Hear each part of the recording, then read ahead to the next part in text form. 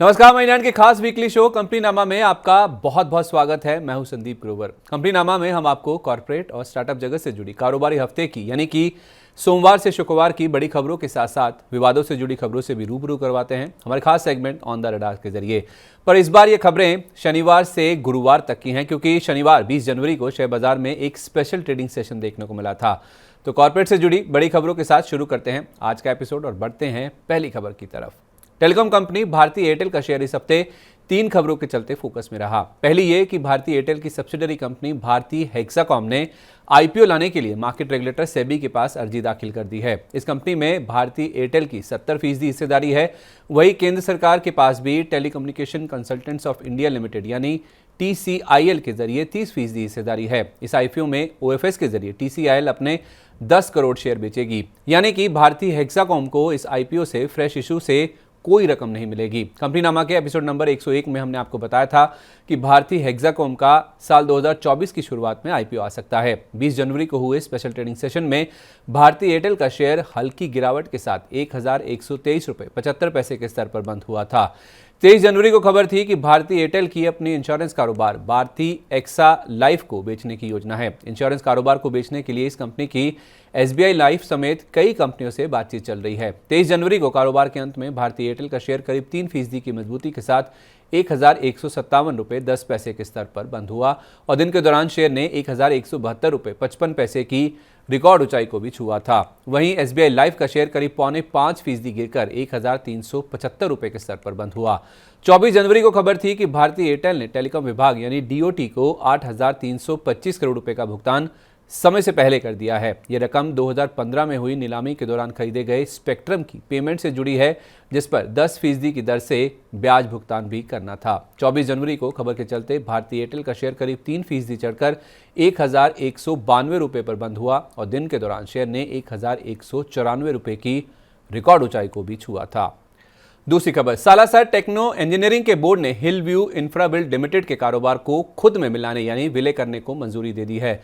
गुरुवार 17 जनवरी को कंपनी की बोर्ड बैठक में इस मर्जर को लेकर फैसला लिया गया है। कंपनी के मुताबिक ये मर्जर सालासर टेक्नो इंजीनियरिंग के शेयर होल्डिंग स्ट्रक्चर को सरल और सुव्यवस्थित करेगा। 23 जनवरी को सालासर टेक्नो इंजीनियरिंग का शेयर 13% की बढ़त के साथ 107 रुपये 80 पैसे के स्तर पर बंद हुआ। वहीं बीते 5 दिन में ये शेयर करीब 70% का उछाल दर्ज कर चुका है। तीसरी खबर, 23 जनवरी को बोरोसिल रिन्यूएबल्स के शेयर ने 602 रुपये की 52 हफ्ते की ऊंचाई को छुआ। असल में 22 जनवरी की शाम को पीएम मोदी ने राम मंदिर के उद्घाटन के बाद प्रधानमंत्री सूर्योदय योजना की घोषणा की, जिसके तहत 1 करोड़ घरों में रूफटॉप सोलर सिस्टम लगाए जाएंगे।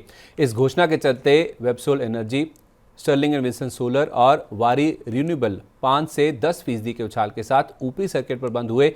वहीं बोरोसिल रिन्यूएबल्स का शेयर करीब 11.25% की बढ़त के साथ 564 रुपये 70 पैसे के स्तर पर बंद हुआ। हालांकि दिन के दौरान शेयर 18.5% तक उछल गया था।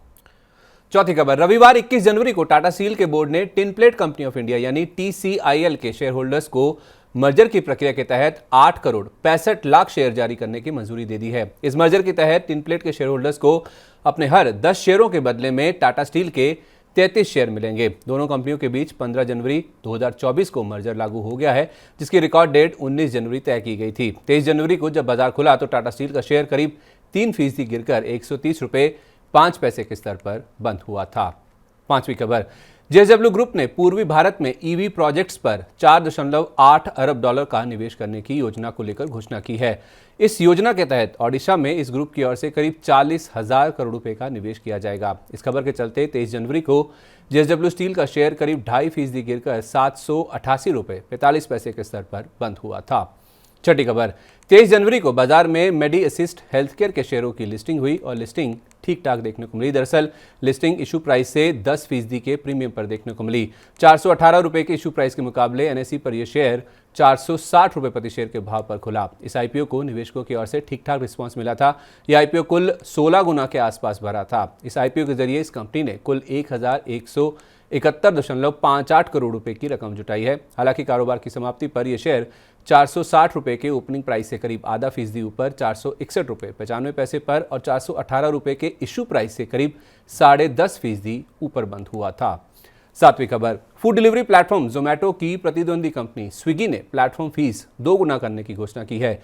स्विगी ने अपने चुनिंदा यूजर्स के लिए प्लेटफॉर्म फीस को 5 रुपये से बढ़ाकर सीधे 10 रुपये कर दिया है।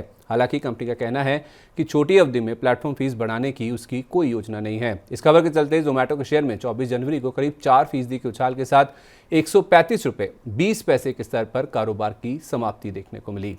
आठवीं खबर, अदानी ग्रुप को लेकर हिंडनबर्ग की ओर से जारी रिपोर्ट को इस हफ्ते 1 साल पूरा हो गया है। 1 साल पूरा होने के एक दिन पहले रेटिंग एजेंसी S&P ग्लोबल ने अदानी पोर्ट्स और अदानी इलेक्ट्रिसिटी मुंबई की रेटिंग को अपग्रेड कर दिया है। रेटिंग एजेंसी S&P ने अदानी पोर्ट्स और अदानी इलेक्ट्रिसिटी का आउटलुक नेगेटिव से बदलकर स्टेबल कर दिया है। अगले 12 से 24 महीने में मजबूत कैश फ्लो की उम्मीद में यह फैसला लिया गया है। अगले 2 साल में अदानी पोर्ट्स की अपनी देनदारियां चुकाने की एबिलिटी 3 से 4 गुना हो जाएगी, ऐसा रेटिंग एजेंसी का मानना है। रेटिंग एजेंसी के मुताबिक ग्रुप को लेकर हुई जांच में ज्यादातर नतीजों में कुछ भी गलत ना होने के सबूत मिलने से डाउनसाइड रिस्क कम हो चुका है। पर 23 जनवरी को कारोबार के अंत पर अदानी एनर्जी का शेयर करीब 6.5% गिरकर 1057 रुपये 50 पैसे के स्तर पर और अदानी पोर्ट्स का शेयर करीब 4.25% गिरकर 1142 रुपये के स्तर पर बंद हुआ था। 9वीं खबर, नज़ारा टेक ने कॉमिक कॉन इंडिया के अधिग्रहण की घोषणा की है। कंपनी की ओर से यह अधिग्रहण 55 करोड़ रुपए की रकम में पूरा किया जाएगा।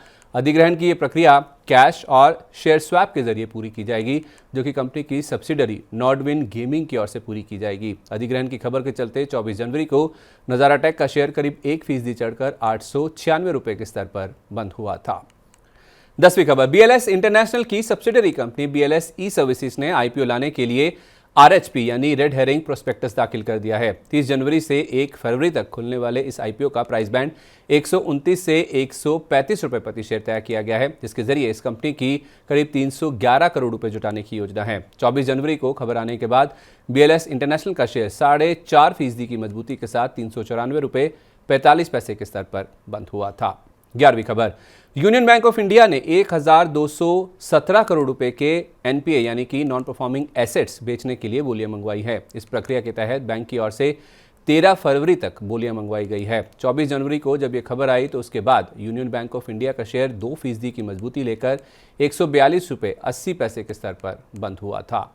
12वीं खबर, जापान के सॉफ्टबैंक ने एक बार फिर फिनटेक स्टार्टअप्स की अगुवाई करने वाली कंपनी पेटीएम में अपनी हिस्सेदारी घटाई है। पेटीएम की तरफ से स्टॉक एक्सचेंजों को दी गई जानकारी के मुताबिक सॉफ्टबैंक ने कंपनी में 2% हिस्सेदारी बेच दी है। इस ताज़ा बिक्री के बाद पेटीएम में सॉफ्टबैंक की हिस्सेदारी घटकर 5.06% रह गई है। हिस्सा बिक्री की डिटेल सामने आने के बाद 25 जनवरी को पेटीएम का शेयर करीब 1.5% की मजबूती के साथ 763 रुपये 95 पैसे के स्तर पर बंद हुआ था।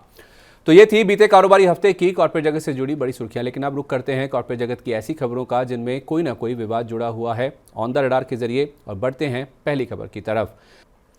फोर्टिस हेल्थकेयर के लिए इस हफ्ते एक खराब खबर आई। खबर यह है कि फोर्टिस हेल्थकेयर की सब्सिडरी कंपनी एजिलस डायग्नोस्टिक्स को दिल्ली सरकार की एंटी करप्शन ब्रांच से नोटिस मिला है। इस नोटिस के जरिए एंटी करप्शन ब्रांच ने कंपनी से कुछ कागजात मांगे हैं। दरअसल इस कंपनी पर दिल्ली में मोहल्ला क्लिनिक में किए डायग्नोस्टिक टेस्ट में गड़बड़ी का आरोप लगा है और उसी की जांच के तहत ये दस्तावेज मांगे गए हैं। दिसंबर 2023 तक इस कंपनी ने मोहल्ला क्लिनिक को 20 करोड़ 40 लाख रुपए की सेवाएं दी हैं, जो कि इस कंपनी की कुल आय का 2% से कम हिस्सा है। 20 जनवरी को हुए स्पेशल ट्रेडिंग सेशन में फोर्टिस हेल्थकेयर का शेयर करीब 0.25% की गिरावट के साथ 421 रुपये 75 पैसे के स्तर पर बंद हुआ था।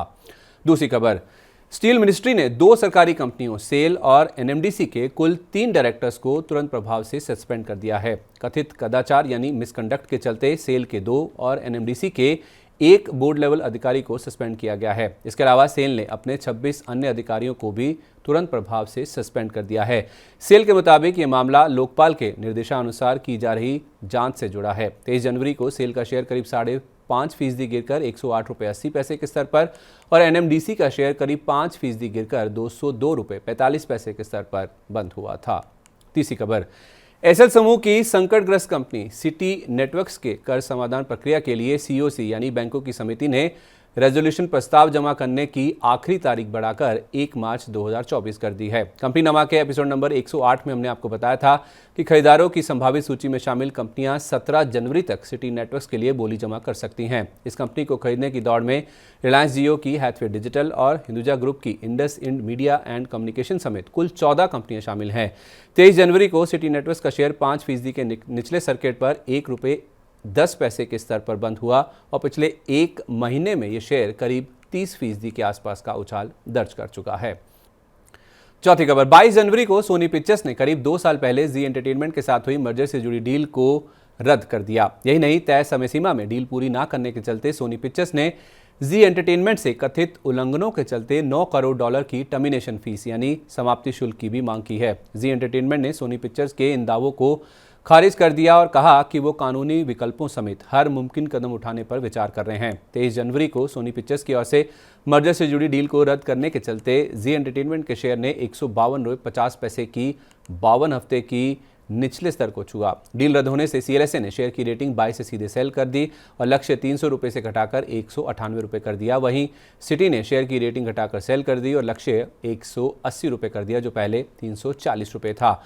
23 जनवरी को कारोबार की समाप्ति पर शेयर 30.5% की बड़ी गिरावट लेकर ₹160.90 के स्तर पर बंद हुआ। 24 जनवरी को खबर थी कि सोनी पिक्चर्स के मर्जर की डील रद्द होने के बाद जी एंटरटेनमेंट ने एनसीएलटी यानी नेशनल कंपनी लॉ ट्रिब्यूनल की मुंबई बेंच का दरवाजा खटखटाया है और आगे के लिए दिशा निर्देश मांगा है। असल में जी एंटरटेनमेंट ने सोनी के सारे दावों को इनकार कर दिया है। खबर आने से पहले 24 जनवरी को जी एंटरटेनमेंट का शेयर 6% से ज्यादा की मजबूती के साथ ₹165.75 के स्तर पर बंद हुआ। 24 जनवरी को बाजार बंद होने के बाद मीडिया रिपोर्ट्स के हवाले से खबर आई कि ईडी की ओर से जी एंटरटेनमेंट पर छापेमारी की जा रही है। 25 जनवरी को जी एंटरटेनमेंट का शेयर करीब 1% गिरकर ₹164.75 के स्तर पर बंद हुआ था। तो कॉर्पोरेट जगत से जुड़ी इस हफ्ते की तमाम बड़ी खबरें हमने आपके सामने रख दी हैं। अब आगे बढ़ते हैं और आपको बताते हैं स्टार्टअप स्पेस से जुड़ी खबरें। स्टार्टअप अपडेट में चलते हैं पहली खबर की तरफ। साल 2023 में स्टार्टअप्स की फंडिंग में 62% की भारी गिरावट देखने को मिली है। Market intelligence platform private circle research की एक रिपोर्ट के मुताबिक 2023 में स्टार्टअप्स में 66,908 करोड़ रुपए का निवेश दर्ज किया गया है, जो 2018 के बाद सबसे कम आंकड़ा है।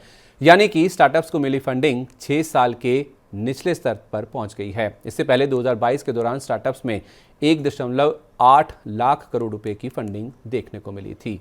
दूसरी खबर, टाटा डिजिटल और जोमेटो के समर्थन वाले फिटनेस स्टार्टअप Cult.fit ने अपने 120 से 150 कर्मचारियों को नौकरी से निकाल दिया है। एक रिपोर्ट के मुताबिक इस छटनी से कंपनी के मिड टू सीनियर लेवल के अधिकारियों पर असर पड़ेगा। इस छटनी के जरिए Cult.fit की अपना मासिक कैश बर्न कम करने की योजना है, जो कि फिलहाल करीब 15 करोड़ रुपए के स्तर पर है। किसी घाटे वाली स्टार्टअप की ओर से अपनी नकदी को खर्च करने की रफ्तार को कैश बर्न रेट कहते हैं। तीसरी खबर, फाइनेंशियल सर्विसेज देने वाली कंपनी फिडेलिटी ने 2 भारतीय स्टार्टअप कंपनियों के वैल्यूएशन में कटौती की है। फिडेलिटी की ओर से ई कॉमर्स कंपनी मीशो के वैल्यूएशन को $5 अरब से घटाकर $4.1 अरब कर दिया गया है और fintech unicorn startup company pine labs के वैल्यूएशन को $4.7 अरब से घटाकर $3 अरब किया गया है। गौरतलब है कि जुलाई 2023 में फिडेलिटी ने मीशो और पाइन लैब्स के वैल्यूएशन को बढ़ाया था। वहीं अप्रैल 2023 में इन दोनों कंपनियों के वैल्यूएशन में कटौती भी की गई थी। तो इसी के साथ खबरों के सिलसिले को यही विराम देते हैं। कंपनीनामा के आज के एपिसोड में बस इतना ही। उम्मीद है आपको इस हफ्ते का एपिसोड भी अच्छा लगा होगा। इस हफ्ते के शो को लेकर आपकी क्या राय है, क्या फीडबैक है, हमारे साथ जरूर शेयर कीजिए। तो अगले शनिवार की शाम को इसी समय आपसे फिर मुलाकात होगी नई खबरों के साथ, नए कॉर्पोरेट डेवलपमेंट्स के साथ। तब तक आप देखते रहिए मनी 9 और हाँ, पर्सनल फाइनेंस और बिजनेस जगत से जुड़ी तमाम बड़ी खबरें जानने के लिए मनी 9 के सुपर ऐप को तुरंत डाउनलोड कर लीजिए। समय हो गया है आपसे विदा लेने का। नमस्कार, शुभ रात्रि।